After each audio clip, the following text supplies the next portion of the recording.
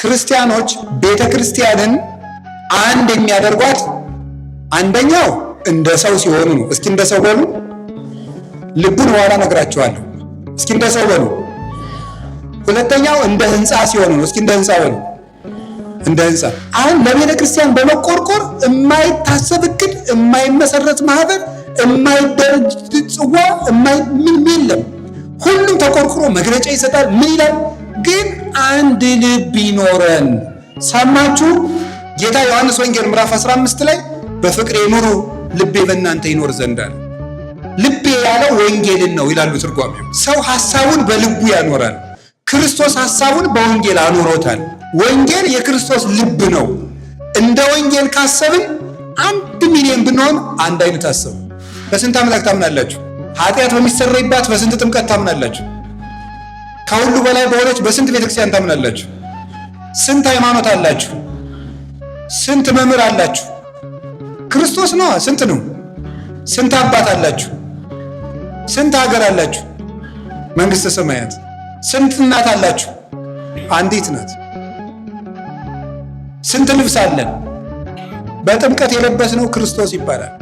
የተጠመቃችሁ ሁሉ ክርስቶስን ለብሳችኋል ስለምን እና የእግዚአብሔር ቤተሰቦች ባለንበት ሀገር ሁሉ ባለንበት ሜዳ ሁሉ አንድ ልብ እንዲኖረን አንደኛ መንፈስ ቅዱስ ይደርብን። መንፈስ ቅዱስ የሚያድርብን በቤተ ክርስቲያን ስንለይ ነው። አግናጤዎስ መንፈስ ቅዱስ የት ነው የምትለኝ ከሆነ ቤተ ክርስቲያን ይችውልህ ይላል።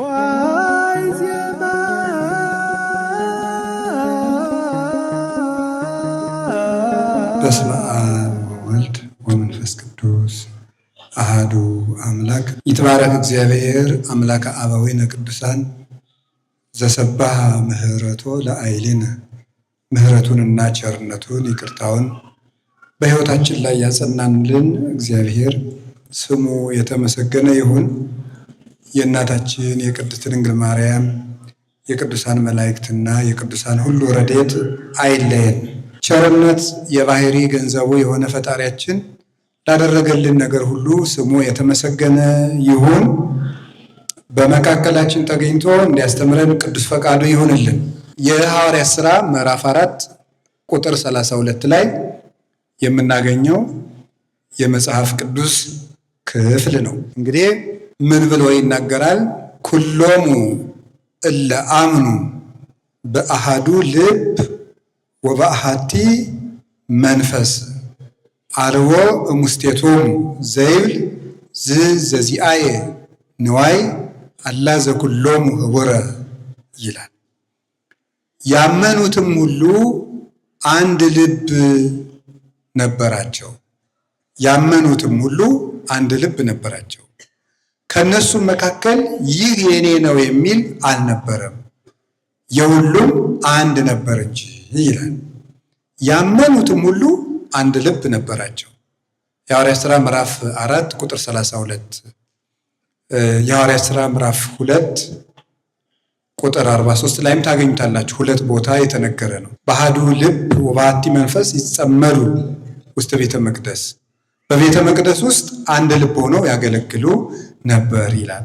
ይህንን ቃል የጻፈልን ቅዱስ ሉቃስ ነው። የሐዋርያት ሥራን የጻፈው ቴዎፍሎስ ለሚባል አንድ ንጉሥ እንዲሁ የሐዋርያትን ስማቸውን እስኪ ዘርዝረ ንገረኝ ብሎ መልእክት ላከበት ንጉሱ።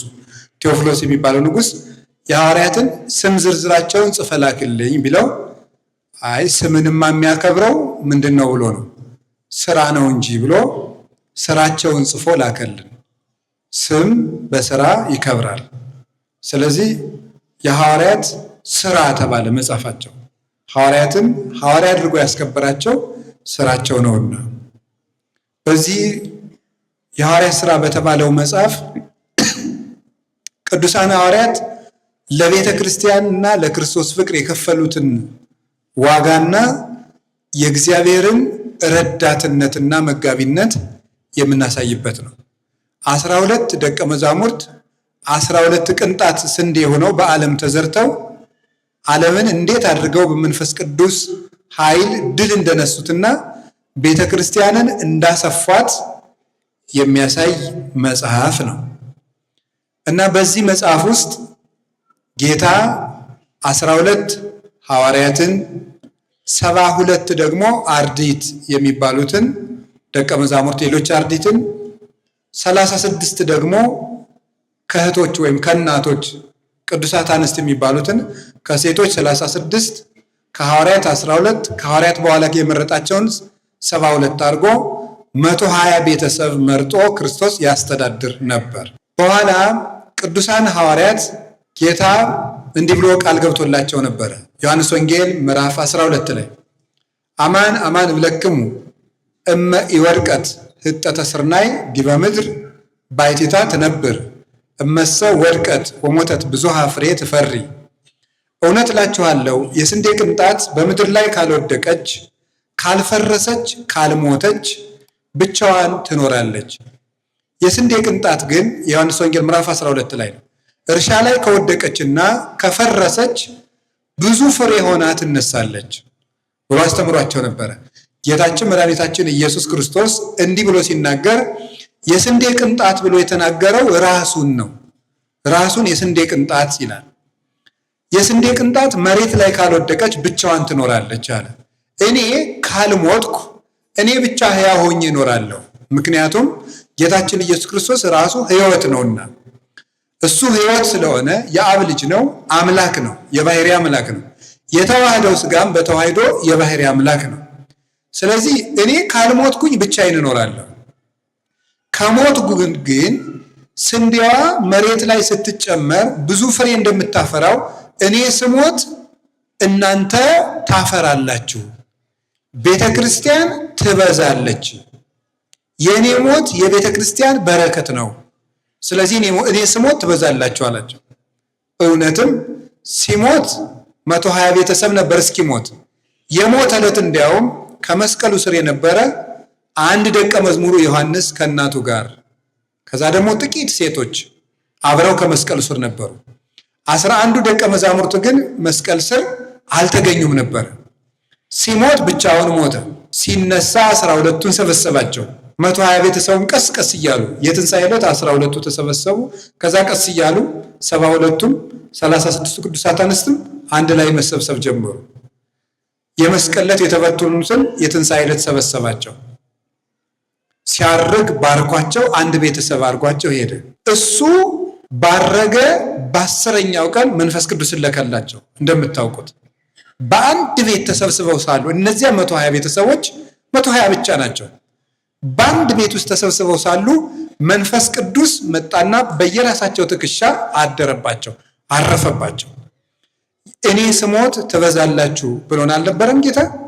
የዚያን ጊዜ ከ12ቱ ደቀ መዛሙርት አንዱ ቅዱስ ጴጥሮስ ተነስቶ ስብከት ሰበከ።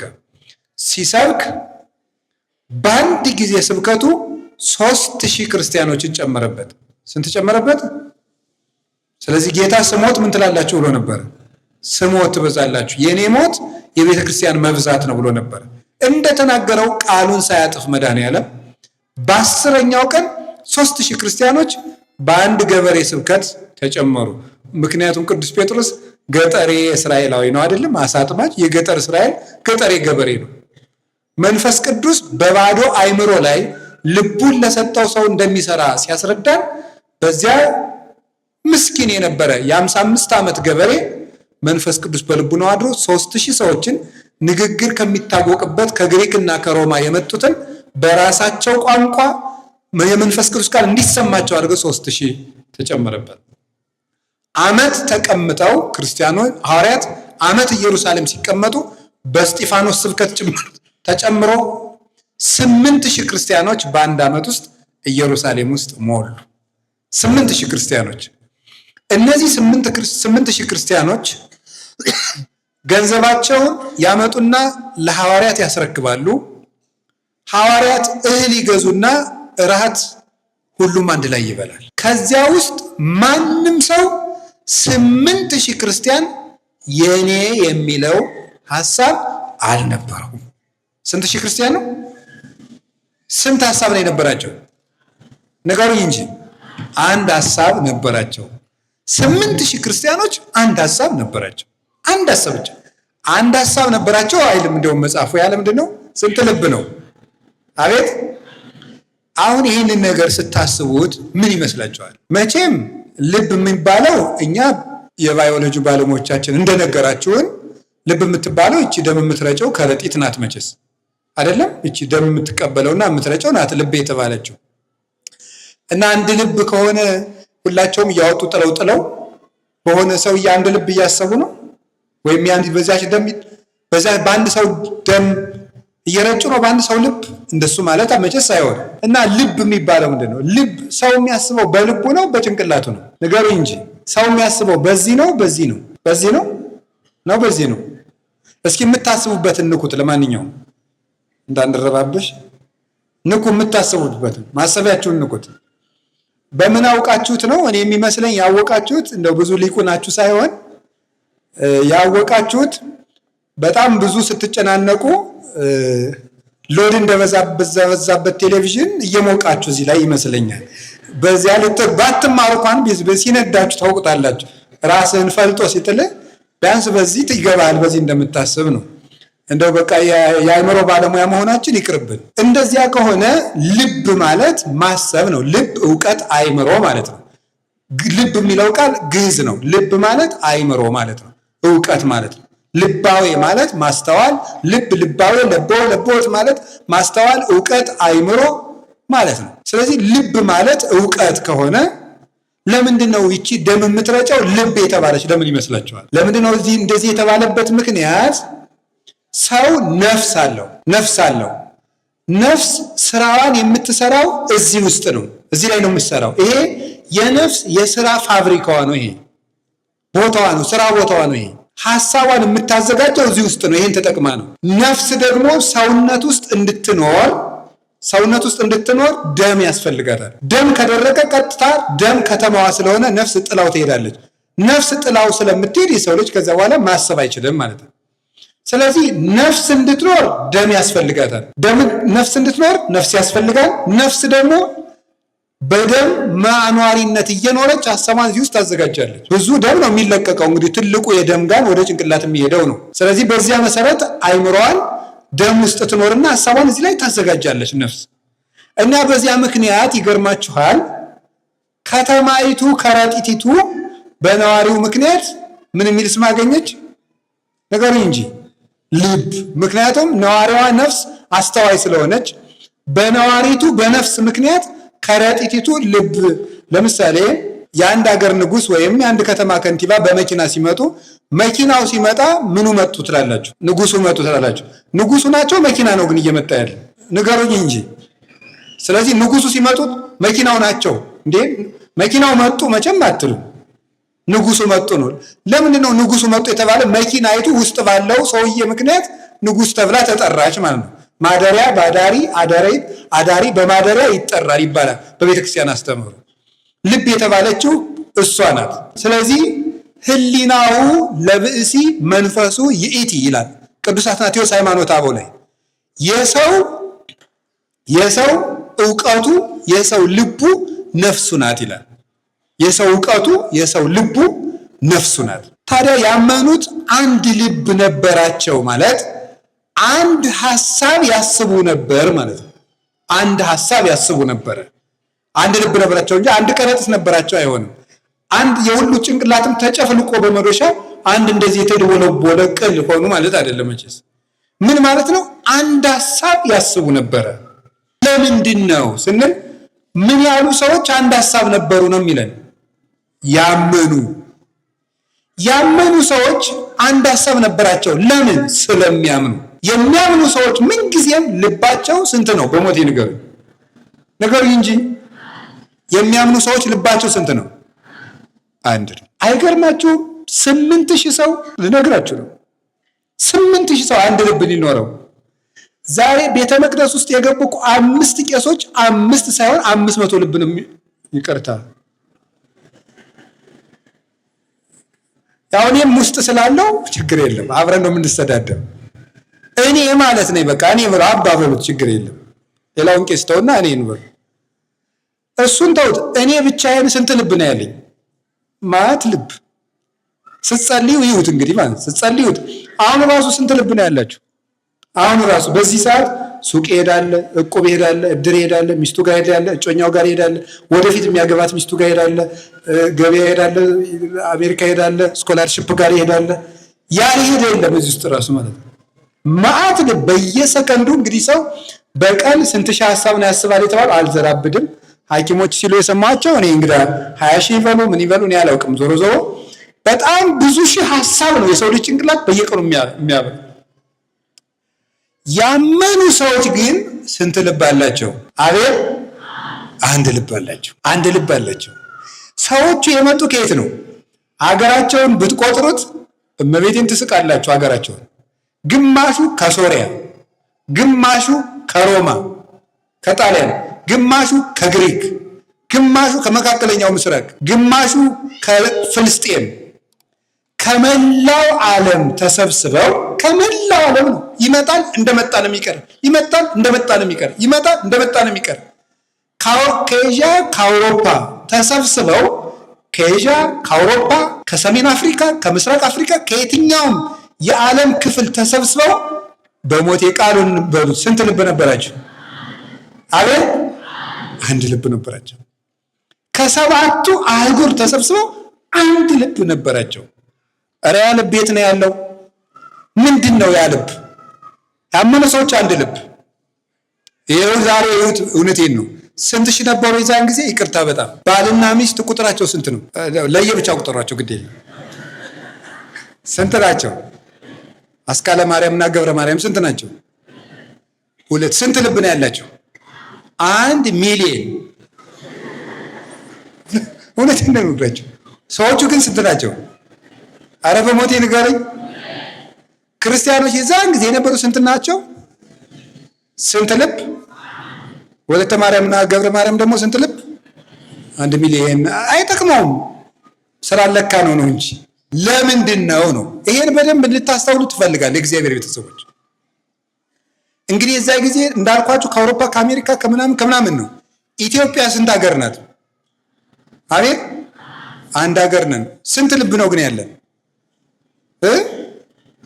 ምን ይልልናል? ሞልቶናል።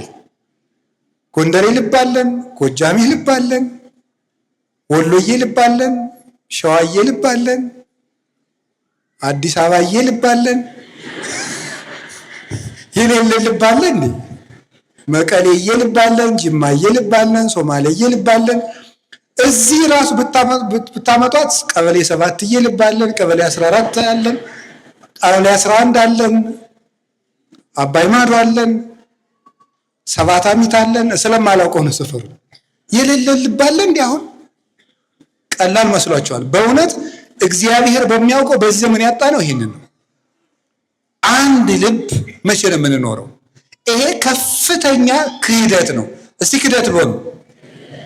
አምኖ አንድ ልብ አለመሆን፣ በየጎጡ ማሰብ፣ በየሀገሩ ማሰብ፣ በየግል ማሰብ ከፍተኛ የሆነ ሃይማኖትን ከመካድ የሚከፋ በሽታ ነው። ቅዱስ ዮሐንስ አፈወርቅ የሚለው ልንገራችሁ። እንዲህ ነው የሚለው፣ እየሰማችሁ ነው? የሆኑ ሰዎች አንድ ንጉሥ ነግሶ ለዚህ ሰውዬ ግብር አንገብርም አሉ። ገብሩ አንገብርም አሉ። ይሄ ሰውዬ ንጉሱን አክብረውታል? አላከበሩትም? መልሱ እንጂ። አቤት አላከበሩትም። በጣም ጥሩ። እና እነዚህን ሰዎች ይቀጣቸዋል አይቀጣቸውም? አቤት ጥሩ። ንጉሥ ግብር ገብሩ ብሏቸዋል። ማን? እገሌ። ማን? ንጉሥ እገሌ። የማን አባቱን ብሎ አልከፍልም፣ ዋጋውን ያገኛል። ጥሩ። ሌላኛው ሰውዬ ደግሞ መጣ። ንጉሥ ሺህ ዓመት ይንገሱ፣ እርስዎን ንጉሥ ያደረገልን አምላክ ይመስገን፣ እድሜውን ያርዝምልዎት አለ። ዙፋናቸውን ደግሞ ብድግ አደረገና በመጥረቢያ ቆርጦ ቆርጦ ቆርጦ ቆርጦ ቆርጦ ቆርጦ ፈልጦ ፈልጦ ፈልጦ ፈልጦ 1000 ፍልጥ አደረገው። ይሄ ሰውዬስ ንጉሱን ያከብረዋል አያከብረው? ንገሩኝ እንጂ። ያከብረዋል አያከብረውም? ይቀጣል አይቀጣም? ይቀጣል። ቅዱስ ዮሐንስ አፈወርቅ ምን እንደሚል ታውቃላችሁ? ለንጉሱ አንገብርም ንጉሱንም አናውቅም የሚሉት ሃይማኖት የሌላቸው ሰዎች ናቸው ይላል። ንጉሱን አንተን ያንተን ንግስና ተቀብለናል፣ ብሎ ዙፋኑን የሚፈልጠው ደግሞ ክርስቲያን ሆኖ ቤተ ክርስቲያንን የሚከፋፍል ሰው ነው ይላል። ይሄ ሰው ከከሃዲ ሰው እኩል ነው። ቤተ ክርስቲያንን የሚከፋፍል ሰው፣ ለየብቻው የሚያስብ በየመንደሩ የሚያስብ ሰው፣ ይሄ ሰውዬ የክርስቶስን ዙፋን ከፋፍሏል። የክርስቶስን ዙፋን ደግሞ ቤተ ክርስቲያኑ ናት ማደሪያው ነው። ቤተ ክርስቲያን ማለት የእግዚአብሔር ቤት ማለት ነው። የእግዚአብሔር ቤት ነው። ቤቱን እየፈለጡ እየማገዱ አቶ ገሌ ጥሩ ጎረቤቴን አከብራለሁ ይባላል እንዴ?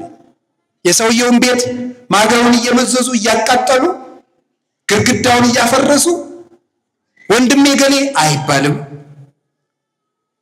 ያመኑትም ስንት ልብ ነበራቸው? አቤት! እና በሞቴ የተወደዳችሁ የእግዚአብሔር ቤተሰቦች አንድ ልብ እናስብ። አሁን የሚያስደንቃችሁ ነገር በአንድ ቤተ ክርስቲያንና በሌላ አጥቢያ መካከል አንድ ልብ መሆን የለም። ፉክክር ነው የሚኖረው። እኔ ስለ ባህር ዳር አይደለም የማወራው። በጣም ይቅርታ አድርጉልኝ። እግዚአብሔር በሚያውቀው የትም ከተማ ማሰብ ትችላላችሁ። በማርያም በቤተ ክርስቲያንና በሚካኤል ቤተ ክርስቲያን፣ በገብርኤል ቤተ ክርስቲያንና በጊዮርጊስ ቤተ ክርስቲያን ፈጽሞ የተለያየ ማለት ነው። ወይም በአቡነ ገብረ መንፈስ ቅዱስ እና በተክለ ሃይማኖት ብታዩት የተለያየ ፉክክር፣ ሰንበት ትምህርት ቤት ከሰንበት ትምህርት ቤት ፉክክር፣ ጽዋ ማህበር ከጽዋ ማህበር ፉክክር፣ እኔ በልጥ አንድ ልብ ፈጽሞ የለን። ስታመጡት ወደ እያጠባችሁ ወደ መቅደስ ብታመጡት፣ ወደ ቤተ ክህነታችን ብታመጡት፣ ወደ የራሳችን ብንወስደው፣ ወደ ቤት ብትወስዱት፣ ሰው በስጋ ወደሙ ተጋብቶ በተክሊል ተጋብቶ አንድ አካል ሆኖ ሚስት ከአባቷ ተለይታ ባል ከማን ተለይቶ ከእናቱ ተለይቶ አንድ አካል ከሆነ ብሎ በጣም ብዙ ልብ። እንዲህ ያለ ነገር ማን ያመጣብን? ምን ስላላወቅን ነው አንድ ልብ የሆን ነው? አሁን ለምን ይሄን ርዕስ እንዳነሳው ታውቃላችሁ? ኢንተርኔት ውስጥ ብትገቡ ሁሉም ሰው የቤተ ክርስቲያን ተቆርቋሪ ነው። ሁሉም ሰው። መፍትሄው ግን የማን ነው? የየራሱ ነው። ያም እንዲህ ነው፣ ቤተክርስቲያን እንዲህ መደረግ አለበት፣ ያም ተነስቶ ሲኖዶስ እንዲህ ማድረግ አለበት፣ ያም ይመጣና ቤተ ክህነት እንዲህ ማድረግ አለበት፣ ሰባኪዎች እንዲህ ማድረግ አለባችሁ፣ እንትና እንዲህ ማድረግ አለባችሁ ይላል። አሁን ስለ ቤተ ክርስቲያን ችግር እንኳን ገብታችሁ ዩቲዩብ ላይ ወይም የሆነ ላይ ብታዩ 100 ሰው ከተናገረ 100 አይነት መፍትሄ ነው የሚመጣው። ያ በራሱ ችግር ነው እየተናገርኩት ያለ፣ ያ በራሱ ችግር ነው። ሰዎችም የሚፈልጉብን ዲያብሎስም የሚሰራው እንዲህ እያደረገ ነው። ለቤተ ክርስቲያን የተቆረቆር እየመሰለን 100 አይነት ሐሳብ በማሰብ ሳንሰበሰብ ስለመሰብሰባችን የተለያየ ሐሳብ እያወራን ተበትነን እንጨርሳለን። እውነቴን ነው የምነግራችሁ። የሶርያ ቤተ ክርስቲያን የበተናት ይሄ ነው። ግማሾቹ እንደ ኤፍሬም ያስባሉ፣ ግማሾቹ ደግሞ እንደ አንዱ ያስባሉ። የአርመን ቤተ ክርስቲያን ሊበትናት አሁን አደጋ ላይ ናት። ዛሬ ራሱ አሁን በዚህ ወቅት እንኳን ያ ችግር የመጣው ከዚህ መከፋፈላቸው ነው። አንድ ልብ ግን የሚኖረን ከቤት ጀምሮ ነው። እስቲ ይሁት፣ እስቲ ሰበካ ጉባኤውን ይሁት፣ እስቲ ህንፃ ኮሚቴውን ይሁት። የማንን የዚህን ደብር አላልኩም፣ የትም 100 ኮሚቴ ካለ 100 ሐሳብ፣ 10 ኮሚቴ ካለ 10 ሐሳብ፣ 3 ሰው ስብሰባ ላይ ከተቀመጠ 3 ሐሳብ፣ ሁሉም የራሱ ነው እንዴ። እንትና ግን ስርዓት ብትይዝ ነው። አይቻለሁ ተደጋጋሚ ሁልጊዜ እኔ ሐሳብ ስሰጥ የምትቃወመው ነገር አቁ። ከዚያ ሰፈራቸው አንድ ከሆነ ሁላቸውም ቀበሌ 29 ከሆኑ ባህር ዳር ስለሌለ ማለት ነው አለ እንደ 29 ከሌለ 30 ላድርገው ብዬ ነው። ቀበሌ 29 ከሆነ አንደኛው ምን ይለዋል ማለት ነው።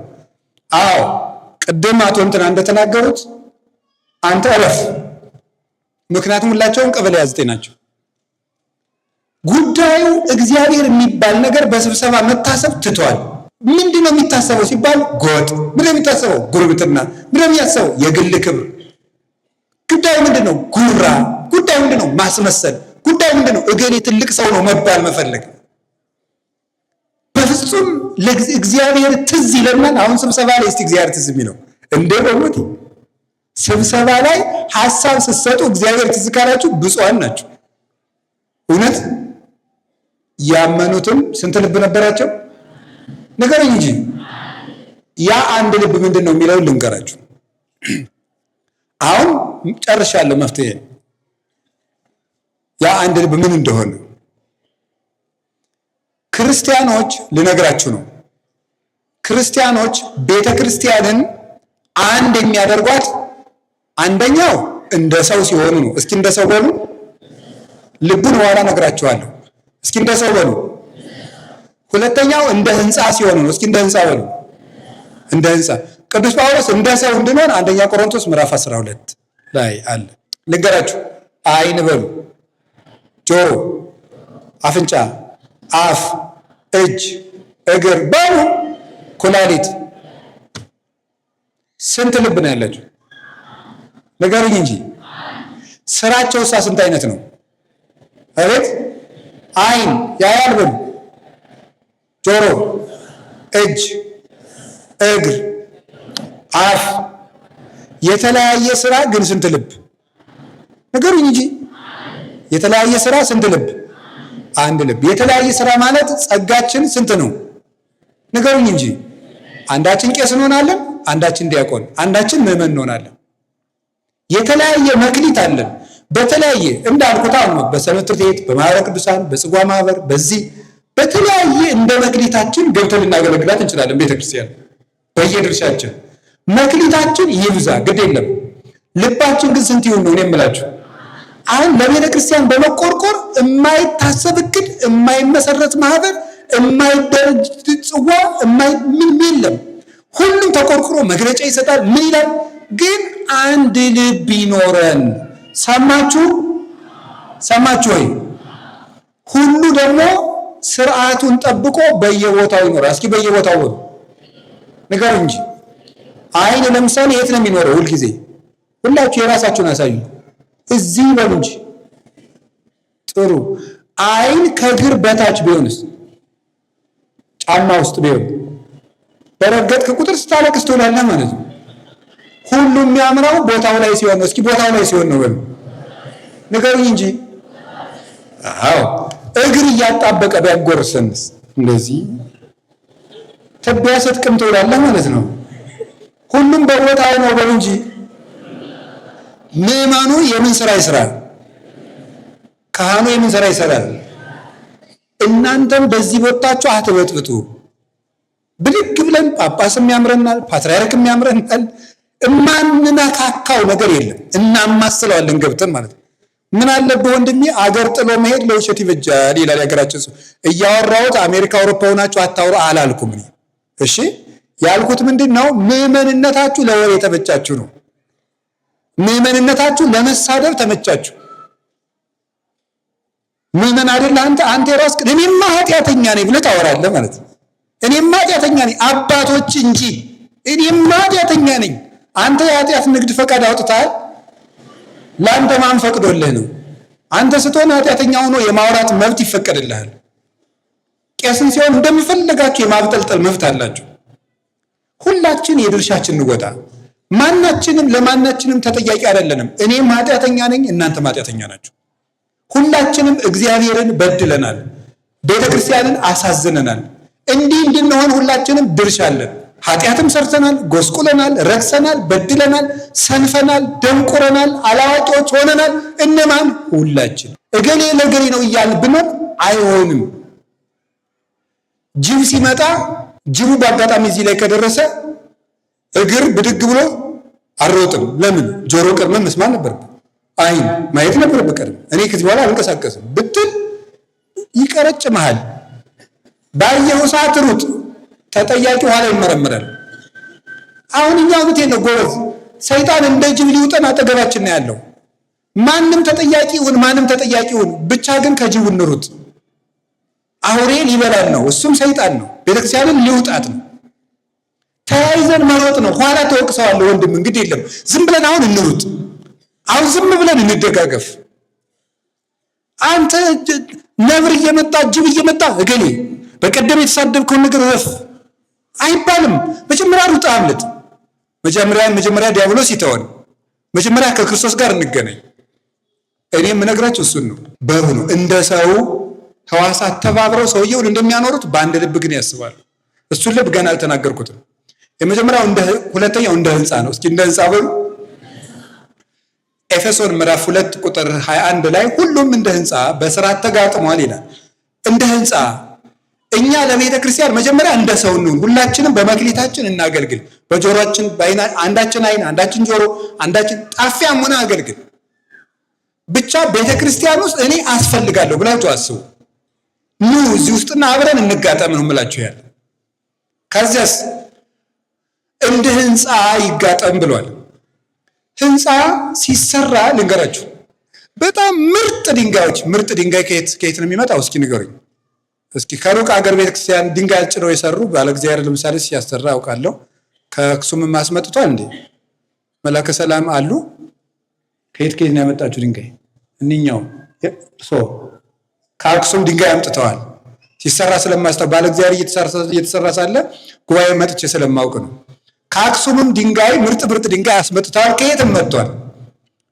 እነዚያን ምርጥ ድንጋዮች እያመጣን ቁጭ፣ እችን ድንጋይ እዚች አካባቢ ቁጭ፣ ያችኛዋን ደግሞ ጥሩ ድንጋይ ነሽ እዚያ ቁጭ፣ ከዛ ደግሞ እዚያ ቁጭ ብናደርጋት የፈለገ ምርጥ ድንጋይ ቢሆን ካልተጋጠመ ቤት ይሆናል አይሆንም? እስኪ ንገሩኝ እንጂ ካልተጋጠመ ቤት አይሆንም።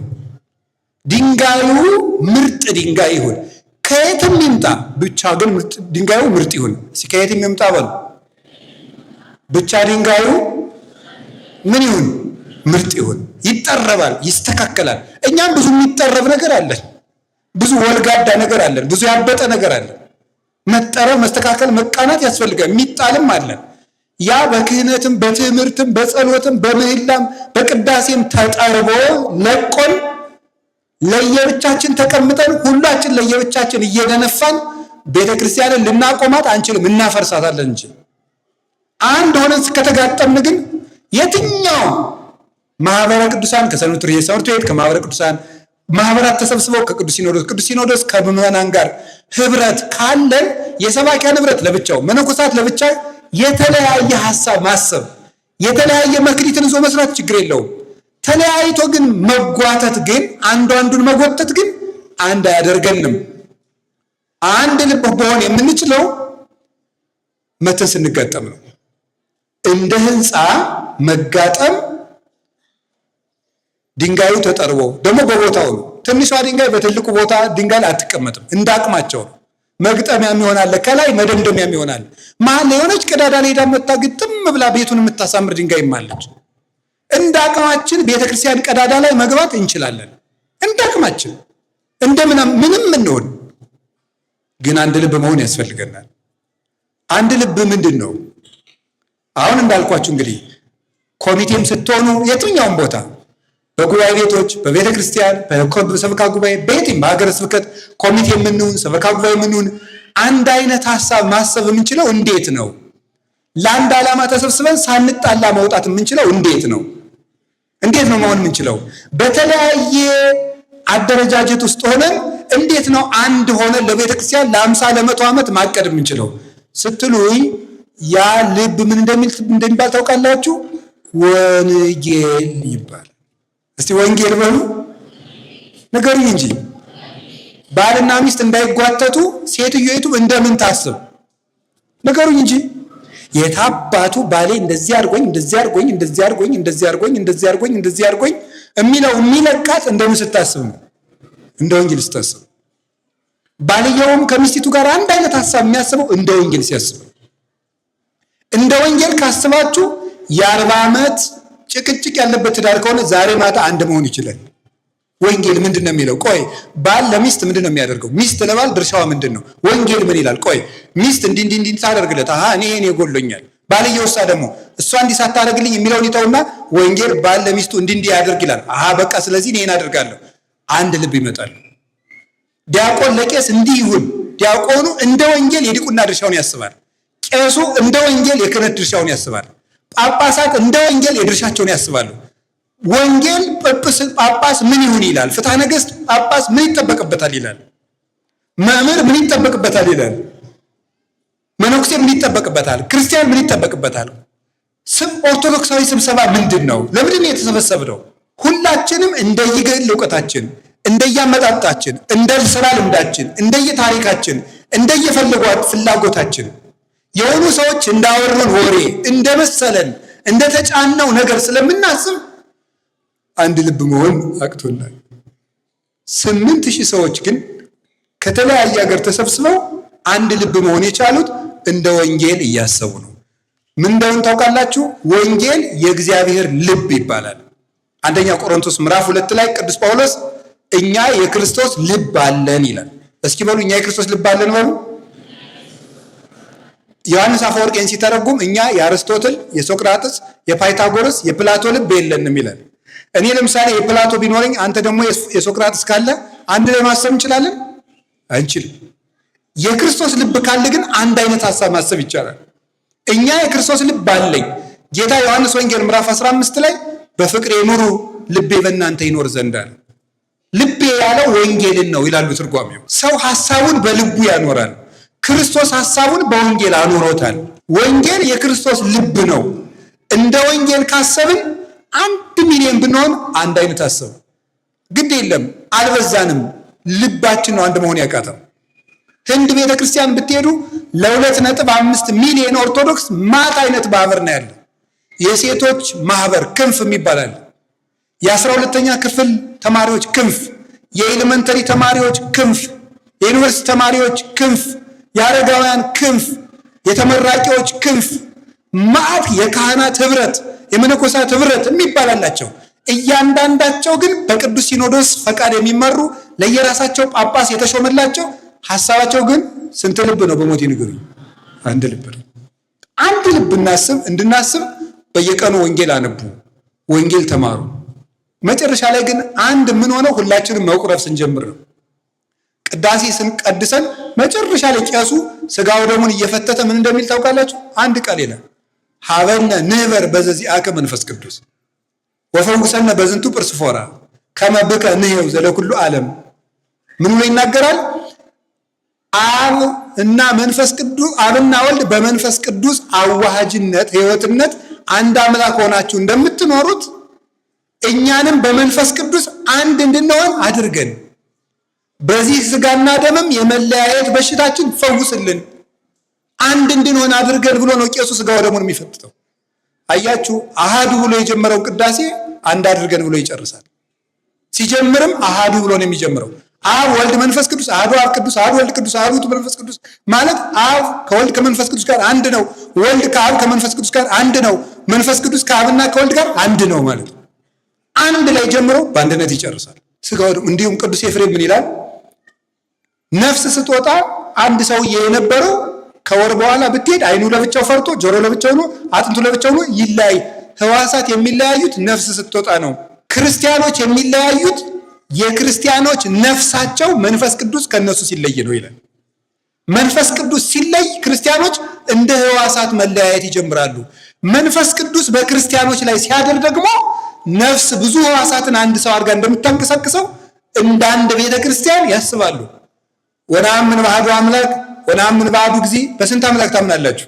ኃጢአት በሚሰረይባት በስንት ጥምቀት ታምናላችሁ? ከሁሉ በላይ በሆነች በስንት ቤተክርስቲያን ታምናላችሁ? ስንት ሃይማኖት አላችሁ? ስንት መምህር አላችሁ?